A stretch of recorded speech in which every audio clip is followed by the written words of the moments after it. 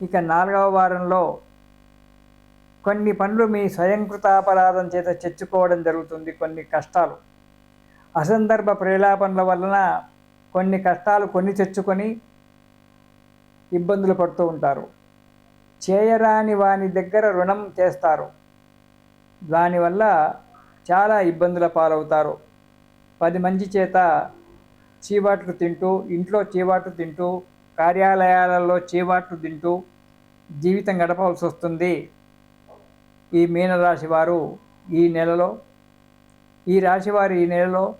శివస్తోత్రము, దుర్గా స్తోత్రము ఈ రెండు కూడా కలిపి పారాయణం చేయండి. అయ్యది అమ్మది శివస్తోత్రము, దాంతోపాటు దుర్గా స్తోత్రము ఈ రెండు పారాయణం చేసినట్టయితే మీకు అనుకున్నటువంటి పరిస్థితి ఏర్పడి కొంత కాకుండా కొంత మంచి జరిగి సుఖంగా సంతోషంగా ఉంటారు.